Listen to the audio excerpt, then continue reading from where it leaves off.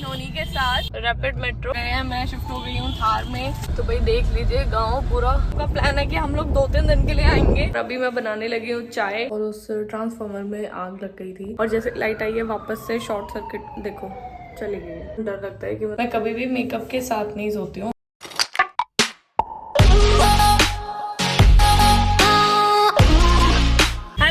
And welcome back to my channel and welcome back to new vlog. आज है Sunday और मैं बैठी हूँ नोनी के साथ। हाय नोनी। तो हम लोग जा रहे हैं अभी चेतन के मामा के घर और अभी मैं हूँ अंकित के साथ, अंकित की गाड़ी में, और चेतन, कंचन और मम्मी आ रहे हैं थार में।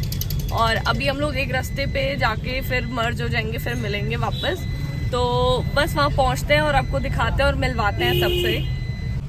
तो ये जी मुरादनगर की मार्केट, सुबह सुबह का हाल। हाँ बच्चू, और ये मेरे को देख रही है, मैं बोल रही हूँ तो क्या हुआ। काफी बड़ी मार्केट है और मेन मार्केट में ही हमारा घर है। तो जी ये बन रहा है रैपिड मेट्रो ना। हाँ। रैपिड मेट्रो और मुरादनगर भी उसमें से एक स्टेशन बनेगा मेट्रो का। तो कंस्ट्रक्शन अभी चल ही रहा है बचा कुचा। तो जी हमें करना था एक्चुअली कुछ चीज़ देखनी थी, कुछ काम था, वो काम खत्म करके अब हम लोग वापस शिफ्ट हो गए हैं। मैं शिफ्ट हो गई हूँ थार में और वो लोग भी अपना घर के लिए निकल गए हैं बिकॉज कंचन अंकित हमारे साथ नहीं जा रहे हैं। हम सिर्फ मैं, मम्मी और चेतन जा रहे हैं और अभी बस पहुँचते हैं गाँव में और फिर आपसे मिलवाती हूँ। तो भाई देख लीजिए गाँव पूरा कितनी हरी हरी फसल हो चुकी है। यहाँ थोड़ा पतला रास्ता है।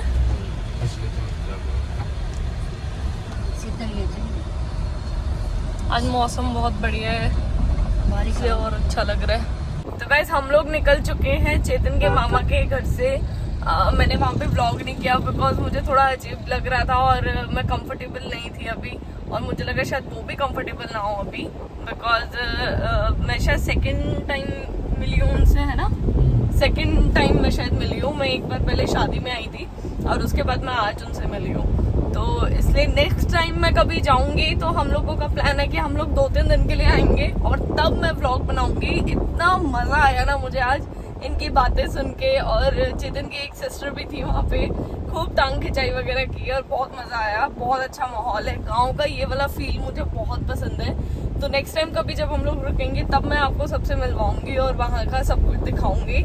आज अभी हम लोग निकल चुके हैं घर के लिए। ब्रूनो मैक्स वेट कर रहे हैं और बस अभी घर पहुंचेंगे। रास्ते में देखती हूँ, मुझे थोड़ा सा ना चाय पीने का मन है क्योंकि सर दर्द हो रहा है। कहीं पे अच्छी चाय अगर मिल गई तो चाय पीने के लिए रुकते हैं। तो चेतन जी ड्राइव कर रहे हैं और फाइनली हम दोनों एक साथ बैठे हैं गाड़ी में। हाँ, कल से तो मौका, परसों से मौका नहीं मिला एक बार भी। और से मेरे को ही ना मौका नहीं मिला ढंग से गाड़ी को देखने का समझने का। लेके आए, घर खड़ी करी, बिकॉज वो फिर हाँ यहाँ आ गए, फिर यहाँ आ गए, सारी चीजें पता ही नहीं चल रहा था भाई क्या है क्या नहीं है। आधे इसके फीचर मेरी समझ नहीं आ रहे थे क्या करना है। एक्चुअली लेते के साथ ही ना ऐसा हो गया कि हम लोग पहले घर चले गए, फिर मम्मी पापा क्योंकि सब लोग रुके हुए थे तो उनके साथ टाइम स्पेंड करना था, फिर यहाँ आना था, फिर मामा के घर जाना था। तो उस सब में बहुत ज्यादा मतलब ऐसा हो गया कि गाड़ी तो निग्लेक्ट ही हो गई एक तरीके से ना, कि गाड़ी में मतलब बैठने को 5 मिनट भी नहीं मिला हम लोगों को। तो अभी फाइनली हम लोग बैठे हैं, थोड़ा सा एंजॉय कर रहे हैं ड्राइव। मजा आ रहा है सच में, मजा आ रहा है ना, बेहतरीन, दिल ही खुश हो गया। और फाइनली चेतन ना अपने वो वाले गाने चलाएगा जो चेतन हमेशा बोलता था ना कि जब मैं थार ले लूंगा तो मैं ये वाले गाने चलाऊंगा। प्लेलिस्ट है, इसने अपनी थार की प्रॉपर प्लेलिस्ट बनाई हुई थी कि जब मेरे पास थार आ जाएगी तो मैं ये गाने चलाऊंगा। 3 साल से कुछ गाने तो उसमें 2 साल 3 साल पुराने हैं। तो थार लेने का सबसे बड़ा रीजन ये भी था कि हम लोग बहुत पहले से ऐसे सोच रहे थे कि थार ले लें, थार ले लें। दूसरी गाड़ी में मैं कंफ्यूज हो रही थी, एक्चुअली ये कंफ्यूज नहीं था, इसके माइंड में क्लियर था कि इसको थार ही चाहिए। मेरे को कभी कभी होता था कि नहीं यार ये नहीं, ये ले लेते हैं, ये ले लेते हैं। तो जी टाइम हो रहा है 6:20 और हम लोग पहुंच चुके हैं घर और अभी मैं बनाने लगी हूँ चाय थक गई हूँ, थोड़ा सा ऐसे थकावट सी फील हो रही है। अभी चेंज वेंज करूंगी, बट पहले मैं चाय बनाऊं और चाय पीऊं, क्योंकि मुझे ना करीब 3 बजे से ऐसे चाय की हुड़क हो रही थी। लेकिन वहां से हमें निकलना था, तो मैंने फिर सोचा ज़्यादा टाइम ना वेस्ट करूं और घर जाके चाय पी लूंगी।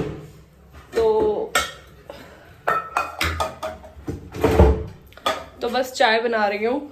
और बड़े टाइम बाद एक्चुअली आज मैं सीमा आंटी को, हम लोग कल छोड़ के गए थे ब्रूनो मैक्स के साथ। सीमा आंटी जो हमारे साथ पहले रहती थी, और वो एक्चुअली चली गई थी, यहाँ से शिफ्ट हो गई थी, अभी वापस शिफ्ट हो गई है आसपास ही।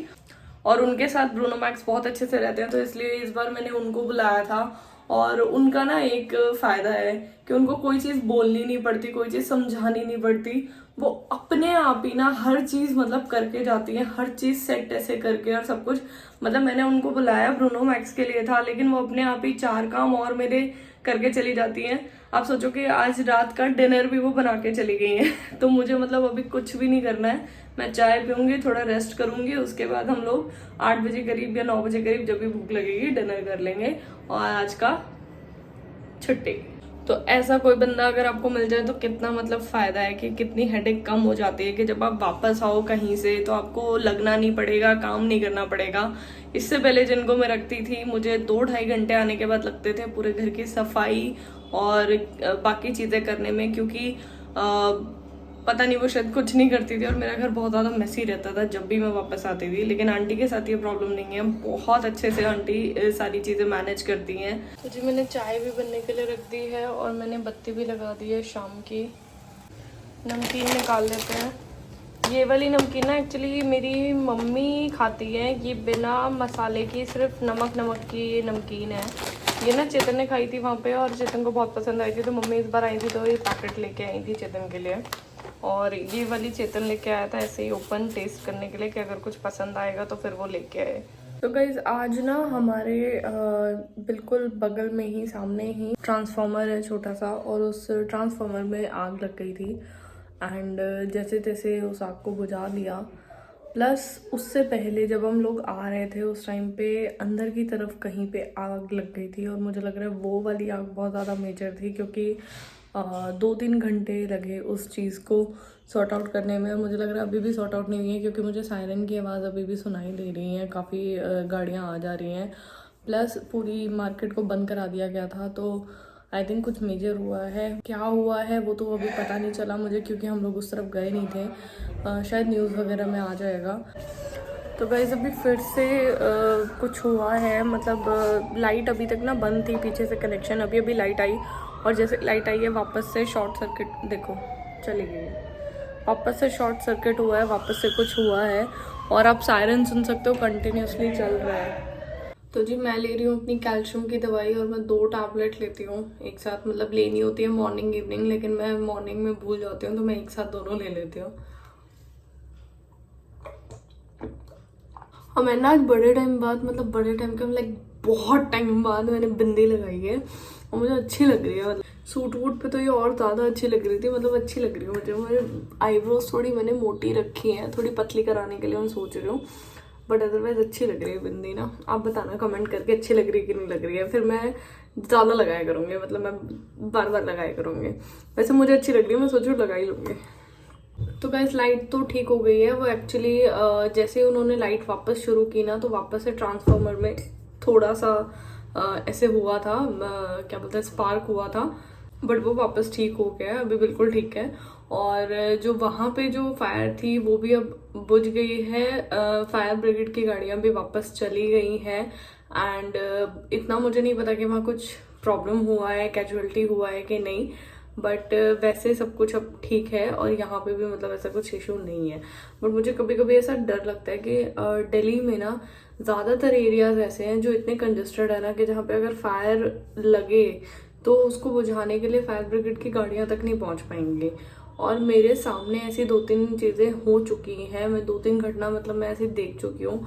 तो मुझे बहुत ऐसी चीज़ों से ना डर लगता है कि मतलब गलती से भी अगर कभी ऐसे आग लगी ना, तो एरियाज ऐसे हैं ना ये सारे कि आप भाग भी नहीं पाओगे, मतलब खुद बच के भाग जाओ वो भी बहुत बड़ी बात है, बाकी चीज़ें तो आप भूल ही जाओगे, आपके कुछ डॉक्यूमेंट, आपके पैसे, आपका कुछ भी ऐसा सामान कि आप कुछ साथ में कैरी कर सको।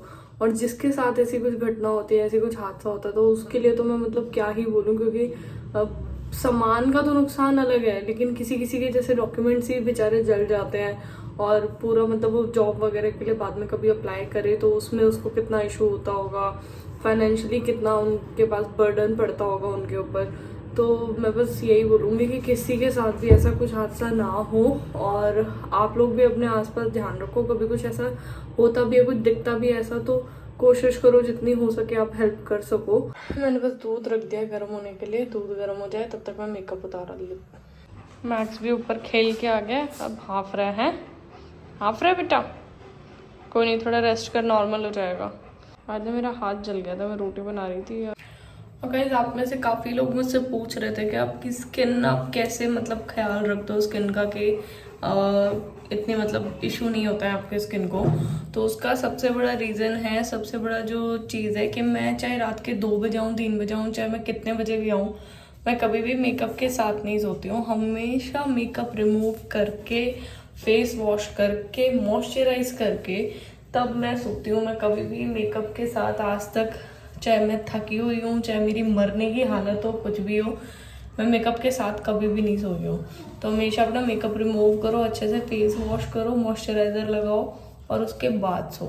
तो आपकी स्किन कभी भी ख़राब नहीं होगी, कभी भी ब्रेकआउट्स नहीं आएंगे, कोई फुंसी, कोई पिंपल वगैरह कुछ भी नहीं होगा। कल का ब्लॉग ज़्यादा अच्छा होगा और ज़्यादा एंटरटेनमेंट होगा। और अब मैं मिलूँगी कल के ब्लॉग में, तब तक के लिए बाय।